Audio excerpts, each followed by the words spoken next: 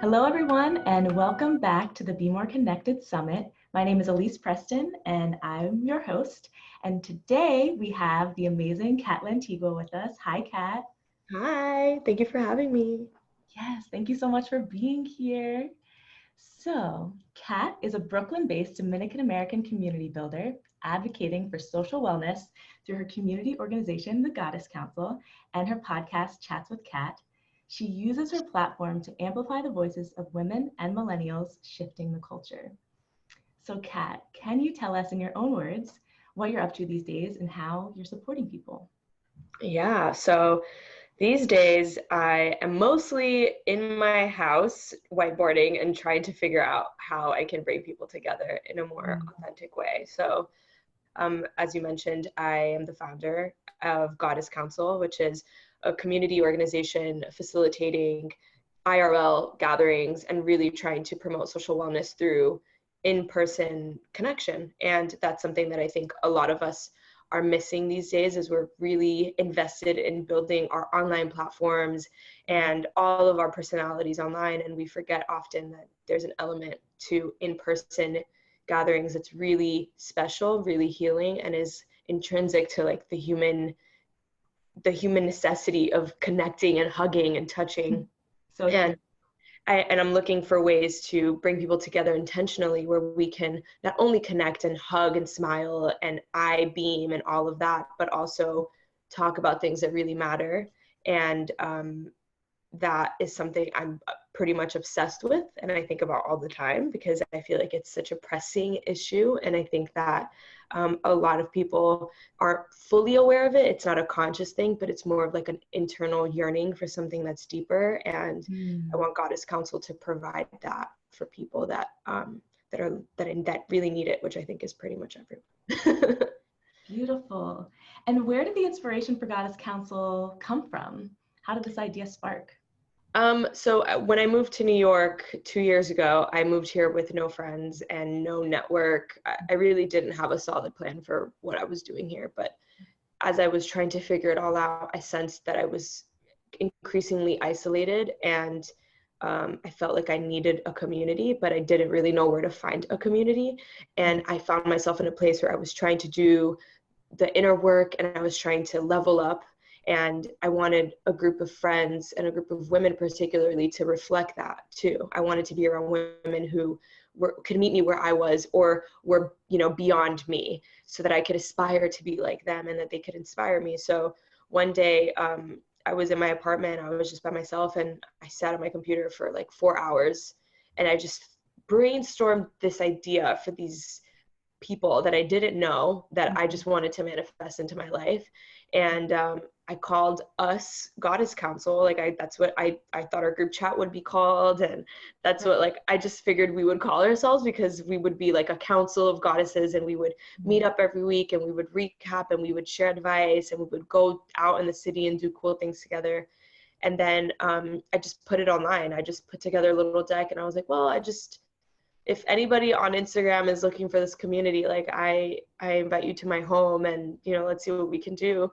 And a few people showed up, and then we did it over and over. And then it went from 4 to 30 to 40. And then I realized that it was something that other people were also looking for. And then I took a step back and realized that this was something I needed to formally create.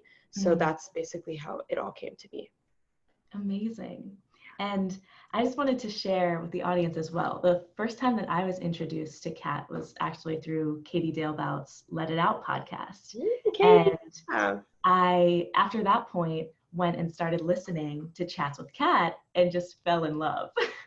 And so the way that you were describing seeking safe spaces to connect with women who are sharing vulnerably and transparently, where we're able to feel like we're being hugged and welcomed into this community space. That's, it is a virtual experience, but that's what it felt like listening to your podcast. It was like having a girlfriend in your corner who was just sharing that message of anything that you want to accomplish in your life is valid, and you can do it, and you should go for it. And so just listening to your podcast is so affirming and so supportive, especially when we're living these busy, fast-paced lives and we're inundated with messaging that doesn't align with that sometimes, and can keep us in a stuck place. Yeah. And so I just wanted to share that with you, that as a space holder and a conversation convener through the podcast, I think that you've been doing that so powerfully. And I want to ask a little bit about your own personal values and what motivated you, or if there were certain people that inspired you to be able to step into that place of leadership and that place of sharing. That's a good question. I often think this has just always been like a process. Like, this journey didn't start a year ago or 2 years ago. This is something that I think has been brewing since I was a kid. I didn't fully know how to express myself or my emotions, and I can't really say that I grew up in a culture where, like in my family, we're Dominican, and my family doesn't really know how to fully express their emotions. And I'm actually digging into like my ancestral lineage now, and I'm learning where a lot of these blocks came from. So I think I inherited a lot of that, where I had a lot to say, but I didn't really know how to say it, and nobody really had the tools to hold space for me. And so as I got older, my emotions became more intense, and I started to empathize a lot more and understand what that meant. And grew up, and the world is kind of chaotic, and I kind of got to like a boiling point where I was like, I'm bursting inside, and I have no real way to fully express what I'm feeling. And I feel like a lot of my peers are also going through that. And how do I extend like an olive branch to people who might feel isolated, and like who just feel isolated, and like they don't have a place where they can recharge or connect or feel vulnerable or be vulnerable. And that's when I basically decided to start the show, because I had a lot to say. I just moved to this big city, and I didn't have any friends, and I was depressed. Honestly, I don't really think it came across in the show, but I was depressed. And I felt like if I didn't say something, if I didn't start getting these feelings out there and these thoughts out there, they would consume me. So it was more of like a cathartic experience for me. Like it was more like self-care and self-preservation. And because I was so honest, and it was able to extend to other people who were going through it, that's how it became a thing. And that's what gave me the motivation and the inspiration to start GC and to start putting myself out there more, because I realized that I'm not in a silo. Like, I'm not living this experience by myself. Like, this is something that is shared amongst so many other people who just need a push, or who just need like a guiding light to be like, yeah, this is also being experienced over here, and like, you're more than welcome to join if you feel safe and comfortable. And as it turns out, people just need a place to show up. It's not that they don't want to talk about it, Absolutely. And I think that it's so powerful that we have so many people who are stepping out to be those beacons and to be those sources of light for folks who are actually open and willing, but don't quite know where to go or how to start. And so I love that the mission of Goddess Council is all about promoting social wellness. And I was wondering if you could speak a bit about what social wellness means to you, and how you have seen that grow over the time that you've been developing Goddess Council. Well, it's like social wellness is a term that I just now became aware of. I didn't know that what I was doing was even in the wellness space, honestly. I thought it was just people coming together, and just like, I didn't realize that it was also part of taking care of ourselves.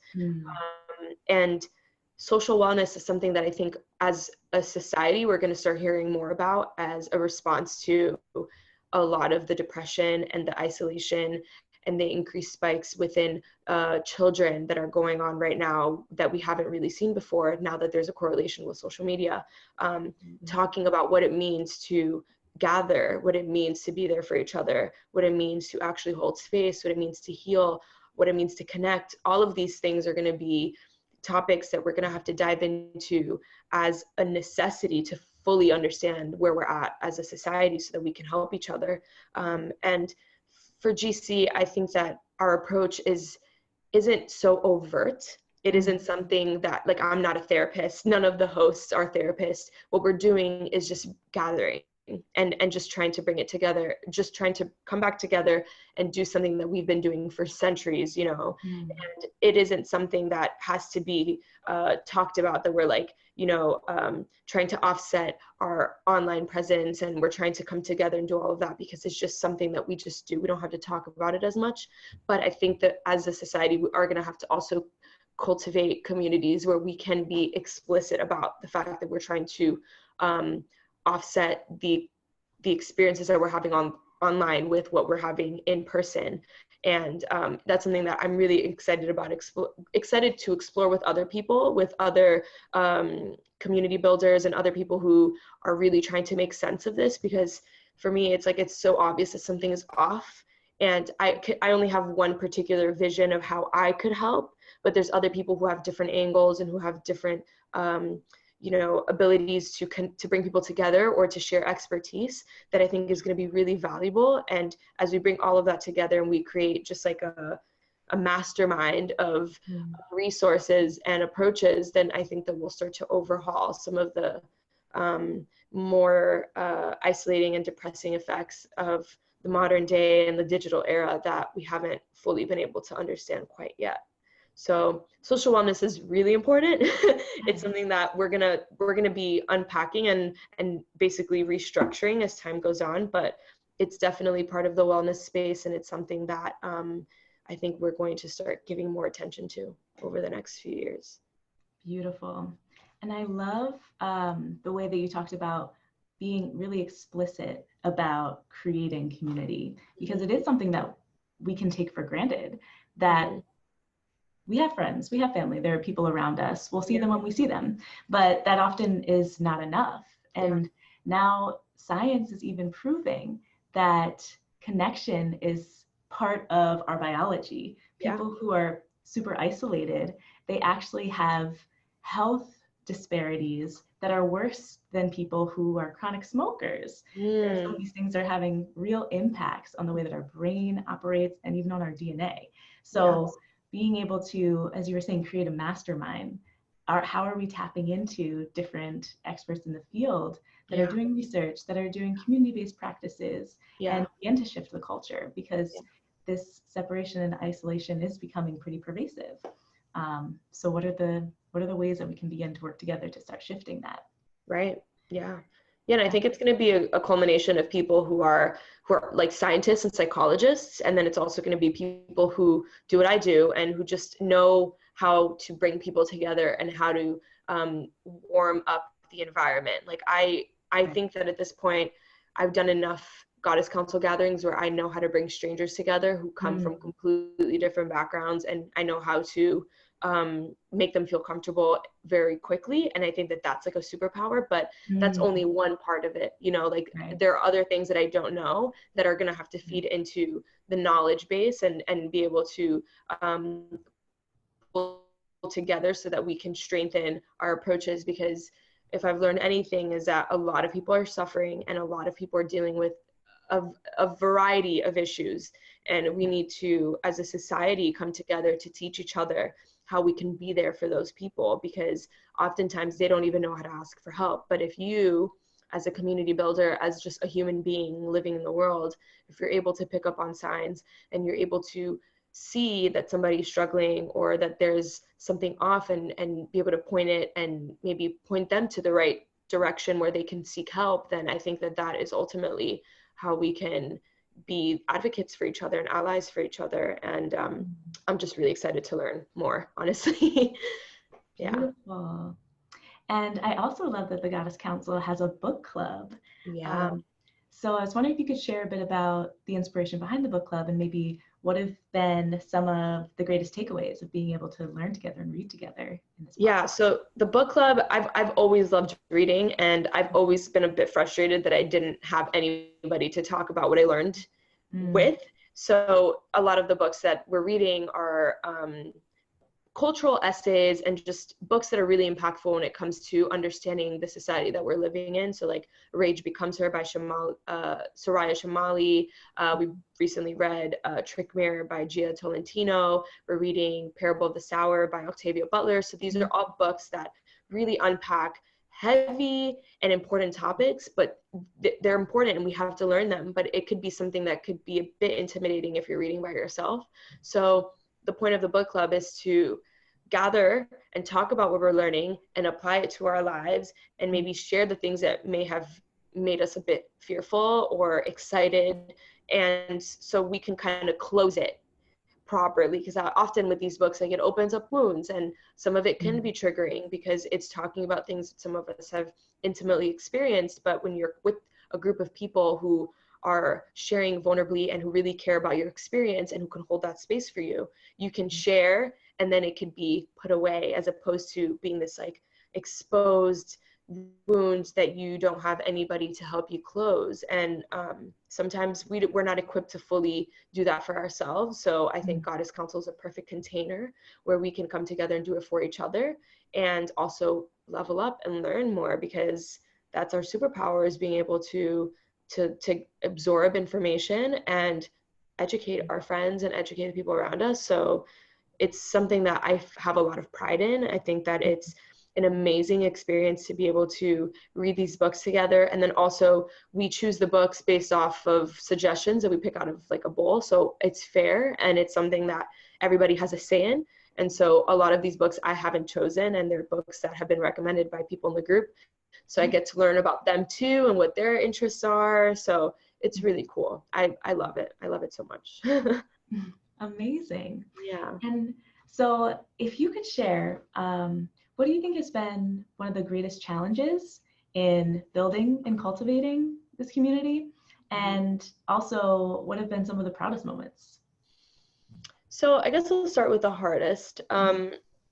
It's not easy to get people to trust a stranger to hold space, right? So people know me online, but they don't know me in person. They don't know how I'll make them feel. They don't know if they'll be comfortable. So a lot of what GC's doing is trying to get people to trust themselves enough to show up, because there's something about Goddess Council that is appealing to people. But and there's a gut reaction that a lot of people get when they read our bio or they read what the event is about, and they may say, oh, I really want to go to that. But that's their first instinct. And then something else will set in where they're like, yeah, but I don't know any of these people. I don't want to go by myself. I'm not going to go. When in reality, this is exactly what they need. So getting people to trust that, if that first response and the initial reaction, which is their soul saying, hey, this is what you've been looking for. These are a group of people. You need community. Show up. That's what I'm trying to get people to believe in. And that's really difficult, especially when, people have their lives that are going on, they're tired from work, or they have this and they have that. Creating space for themselves is, in this way, is super critical. And it's something that we haven't been fully conditioned to do yet. So that's been the hardest thing. The most rewarding is just being in the space with everybody. And honestly, it's also when we cry together. That's typically like a sign that we've really gone there. Everybody feels safe enough to cry and share their experience. I'm just like, okay, I did what I needed to do, because if this person didn't feel safe, they wouldn't have opened up like this. So it's always a moment for me to reflect and be like, all right, we're doing what we need to do. And I can go to sleep very sound, knowing that I did something, or I helped to cultivate something that helped somebody heal in some way. So every gathering is honestly rewarding. It truly is. Yeah. Yes. And I'm wondering if you could speak a little bit more about that process of building trust and what that looks like for you, because I think that is such an important component of building safe community. Well, so we have like a few guidelines that I really like to stick by. So one of them is that we don't talk about work, and this isn't a networking space. So that's one thing that I've tried to use to disarm, because oftentimes we walk into spaces, especially in New York, where you walk into space and the first thing somebody asks you is like what you do, and you're already on guard, and you have to put on a facade, or you have to feel like you're putting on a performance or presentation for people. And we need spaces that don't request that or don't force us to be that, where you can just show up as such and such, and I'm feeling like this today, and that's it, so that's one thing that I think has been really beneficial, is creating that space where it's like, nobody's going to ask you what you do. whether you are somebody with a high profile job, or you're somebody right out of college or in college trying to navigate the world, and you don't know what you're doing. You don't have the pressure to figure it out for somebody in that moment. So that's been really cool, and that's been really helpful. Yeah. The other thing is just as soon as somebody walks in the door, that's the moment where you're able to set the tone for them. And I take that as something that's probably one of the most important things that I could do when I'm hosting people, is to make them feel comfortable as soon as they walk through the door. Handing them something to drink, asking them how their day has been, and kind of disarming them and allowing them to feel and connect with the fact that this is a place where they can just be, and this isn't something that they have to show up to with any kind of guard. And that is something that we don't have enough opportunities to do. I mean, often, even in family settings, we don't really even get that chance. So having a space where it's mostly women who are doing that for each other is something that is also rewiring what it means to be with women and to gather with women in a society where oftentimes women are basically taught to be hyper competitive and to pick each other apart. A lot of times for women coming into these spaces, it can be very triggering, and I'm aware of that. So even being the first woman that they see as they come through the door, who's warm and inviting, already starts to teach them subconsciously that not every space with women is going to feel how they may have felt for them in the past. So those are some of the key elements to what I focus on, and I think that's what keeps a lot of people coming back. Amazing. And that is such a beautiful and intentional process to create a space where people feel safe and then will also want to return and maybe bring a friend. Yeah, hopefully, yeah. And then I also wanted to ask about your dream and your future vision for Goddess Council. What does that look like? Oh my gosh, I see so much for GC. I mean, ultimately, my dream is to make Goddess Council accessible everywhere. So we aren't a fixed location. We're an idea. We're a movement. So my goal is to essentially create a handbook and something that people all over the world can take and learn from, and then they can take this movement and build it in their own home or in their local yoga space or whatever, because this is something that is needed everywhere, and it's something that I want to spread like wildfire because I realize it's so urgent. And so I want to have the resources and the access to be able to share that and to educate and to have a team where we can just like begin to build this out.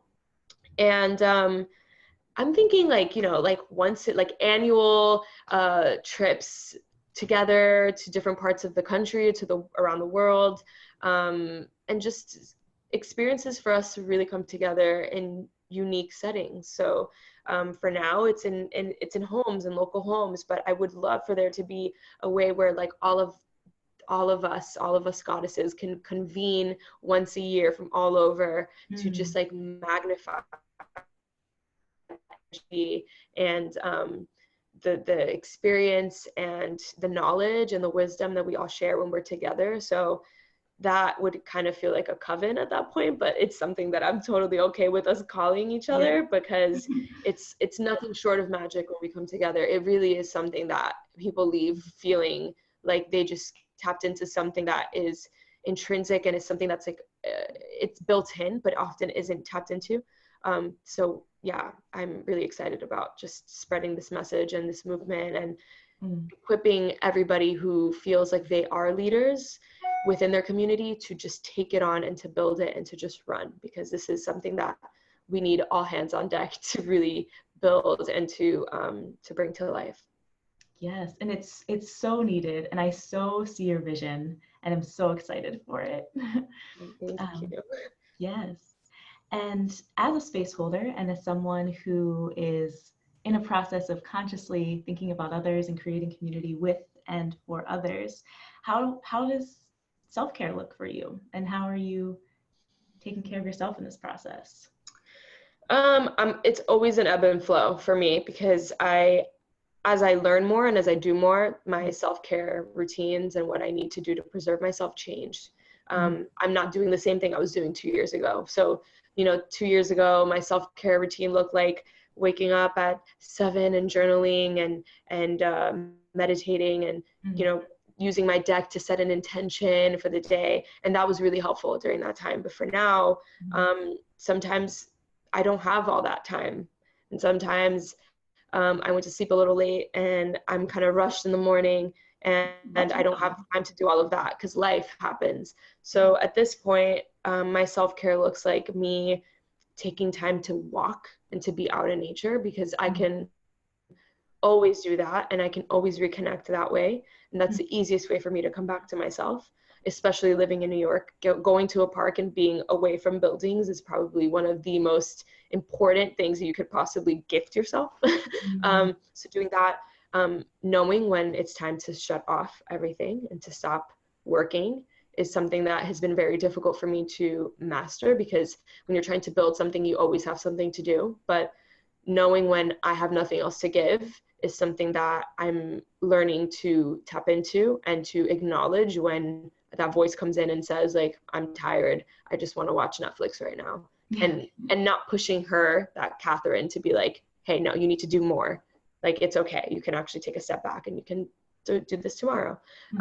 And little things like drinking tea and taking time to just connect with the book and create space for myself to just connect with nothing sometimes, you know, connect with the nothingness that is just being peaceful and tranquil. I don't always have to have something going on. And that is something I thought I always had to connect with, which is like, you can't relax, you always have something to do. And whether or not you have something to do is a direct reflection of where you are at in life. If you're not doing anything, that means you're not important or you're not doing enough. And I realized that's all a lie, and that's not true. And not doing anything sometimes is actually a gift. And in the not doing anything is where the creative flow comes through for me, and the inspiration. So I need to disconnect a lot of times in order to be able to give.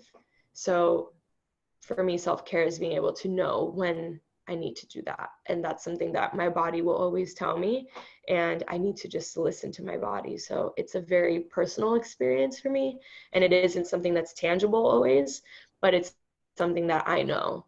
And once I know, I need to acknowledge it. I really appreciate you making that link to the fact that in so many ways we're told that our value is linked to our productivity, and that's just not true.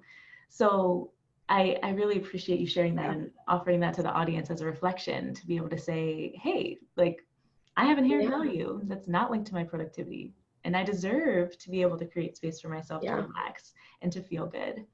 So thank you for sharing that piece. Absolutely. And sharing vulnerably and transparently about how that's a difficult process for you. And it's a difficult process for all of us. And I think it's important that we have these conversations and acknowledge in a real way that self-care is important, but it's not easy. And it takes a lot. It takes a lot. And it takes a lot of intentionality to make it real. And so, yeah, absolutely. Yes. So I want to give our audience some powerful ways to be able to stay connected with you. So where on the internet can people find you? Are there any upcoming events that people should know about? Yeah, so anybody can look me up on Instagram. My handle is cat.lantigua, and you can follow Goddess Council on Instagram at goddess.council. And you can also check out everything that we're doing, all the updates with Goddess Council on our website, which is just goddess-council.com. We just changed our website, so I was like, oh, let me not say the wrong one. And yeah, and then Chats with Kat. You can follow my journey as a podcaster by just looking up Chats with Kat wherever you listen to your podcasts. And season 2 is in the works, so that should be out now. But by the time this comes out, season 3 will probably be out or something. So yeah, but yeah, you can just find me online and, you know, slip into my DMs and let me know if you have any questions, and I'm always here to answer them. Wonderful. I also just saw that Goddess Council has merch now. I'm excited to get that Goddess Energy tote. Yes, yes. Yes. So we have merch, we have crew necks, we have tote bags, we have a mug, we have hats, It's super cute. It's super, super cute. Shout out to my cousin who designed all of that. Her name is Adi. She's amazing, but she designed all of it, and we're really excited to have it out now. Beautiful. A family effort. Yes, a family effort. Yes. Well, thank you so much for joining in this conversation today. I so appreciate you sharing so openly and vulnerably about your process and your community building that you've been doing. And I encourage everyone to go and follow Kat, to listen to her amazing podcast, and to find ways to be more connected with yourself and with your community. Yes, shout out to that. Thank you for having me. This is amazing. Yes, thank you so much, Kat. Thanks. Bye-bye. Bye.